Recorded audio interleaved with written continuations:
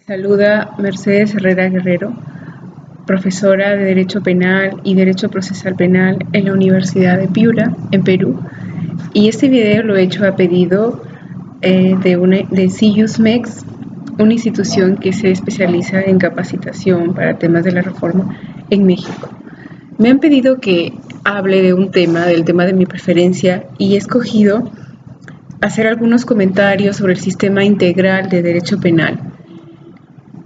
Bien, hace 3 años, tuve la oportunidad de hacer mi tesis doctoral sobre este tema, sobre en concreto la negociación en el proceso penal.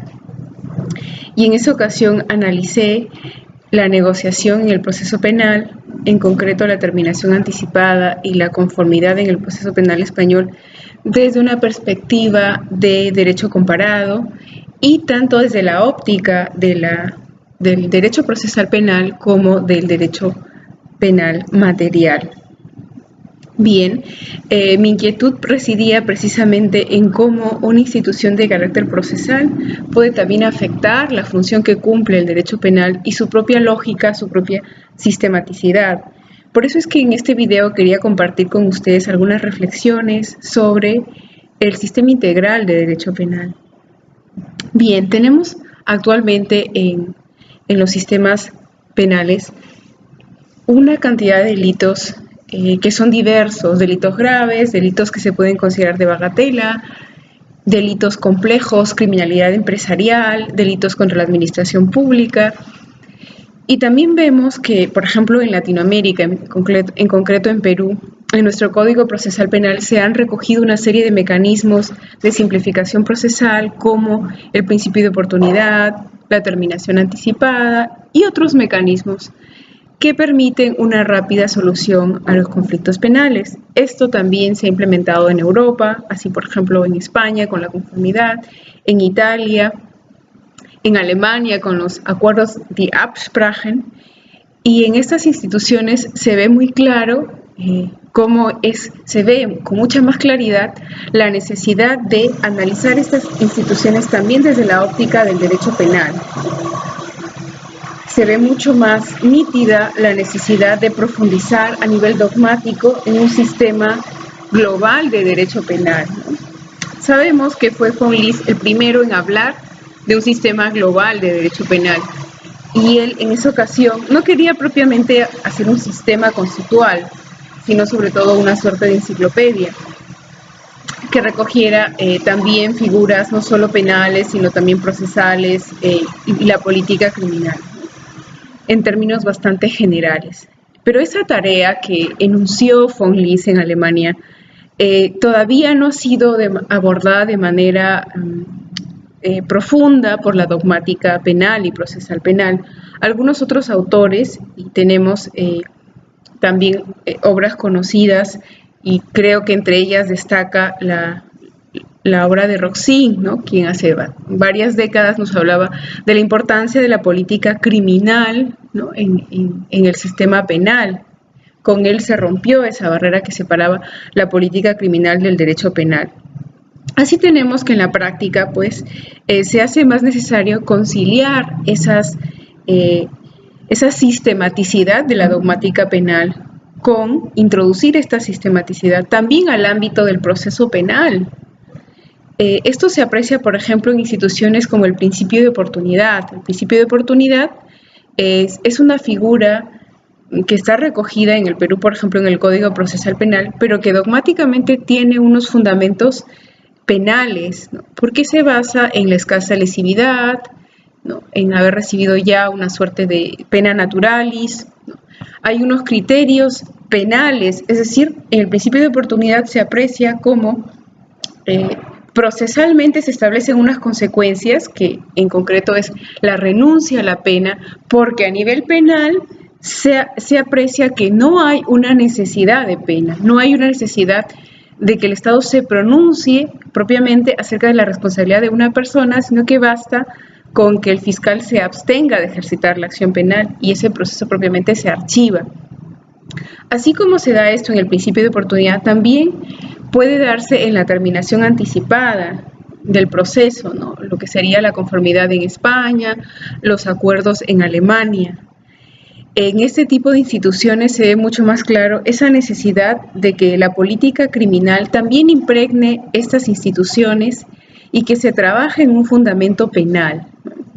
En España, por ejemplo, Ramón Ragués ha trabajado este tema, ¿no? La importancia que tiene estudiar, si bien son disciplinas autónomas, el derecho penal sustantivo y el derecho procesal penal, la importancia que tiene integrar, ¿no? Realizar un estudio que tienda más hacia una evaluación integral. Y este estudio integral del que hablo tiene una incidencia práctica muy importante, porque quizá lo que observamos en la práctica, hablo de mi país, de Perú, es una separación entre la dogmática y la práctica.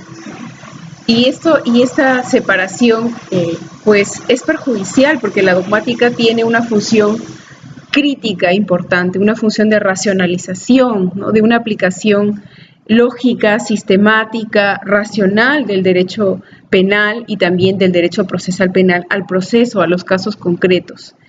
Si lo que se pretende es rescatar la importancia del sistema integral de derecho penal, esto no es solamente una tarea meramente teórica, sí tiene su base teórica, dogmática, pero es sobre todo una cuestión práctica, de gran relevancia práctica, porque incide fundamentalmente en la solución de casos y en la racionalización del proceso penal y de las penas. Por ejemplo, en nuestro país, en Perú, pero también se puede ver en España, las penas que se imponen en el Código Penal son bastante elevadas, ¿no? La política criminal es quizá no ha sido la más acertada en cuanto a la gravedad de las penas. Y aquí se aprecia, por ejemplo, que la valoración de los bienes jurídicos no ha sido tampoco la más adecuada, ¿no? Tenemos, por ejemplo, penas en el delito de secuestro o en el propio delito de lavado de activos o en otros delitos que son más graves que las penas, por lo menos el extremo mínimo, que se establecen para el homicidio o para otros delitos también graves. Entonces, ahí se aprecia que no hay una sistematicidad. Luego, en cambio, tenemos la terminación anticipada, la colaboración eficaz para ese mismo tipo de delitos, ¿no? Y eso, lógicamente, nos da como resultado una aplicación draconiana de las penas y que en algunos casos realmente lo que se está haciendo es criminalizar la pobreza, sancionar con penas graves delitos que tienen pues una incidencia en sectores más pobres, ¿no? De la población, como sucede por ejemplo con el delito de tenencia ilegal de armas. También las penas son desproporcionadas. No hay entonces un análisis sistemático de este tipo de delitos, ¿no? Una aplicación racional que nos permita llegar a soluciones adecuadas. Quizás se puede estudiar acerca de la posibilidad de disminuir las penas para estos delitos y de establecer algunos criterios. ¿Por qué pongo una pena tan elevada para el delito de lavado de activos? ¿Por qué pongo una pena tan elevada para el delito de secuestro? ¿Por qué, en cambio, el delito de aborto, que atenta contra la vida humana intrauterina, es calificado con una pena tan leve, ¿no? El delito de robo también tiene un extremo mínimo bastante elevado y así, ¿no? Luego, ¿qué sucede en la práctica? Se intenta a través de una terminación anticipada, de una confesión sincera, disminuir esa pena, es decir, se intenta a nivel procesal solucionar, ¿no? La desproporcionalidad de las penas.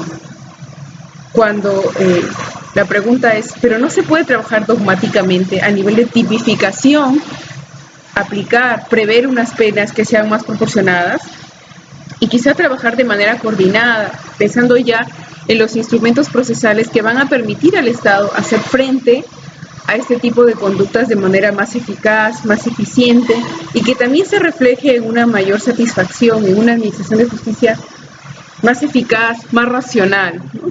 De ahí la importancia de volver a plantearnos este tema, ¿no? El sistema integral de derecho penal y la necesidad de estudiar instituciones penales y procesales, integrarlas, ver cómo el fin preventivo general o preventivo especial incide en la aplicación de las penas. Esta es una tarea pendiente de la dogmática penal, ¿no? Y bueno, simplemente quería compartir algunas de estas reflexiones con ustedes sin perjuicio de en el futuro pues profundizar sobre el particular. En mi libro La negociación en el nuevo proceso penal, libro del 2014 que recoge mi tesis doctoral, abordo también con más detalle estas cuestiones. Muchas gracias.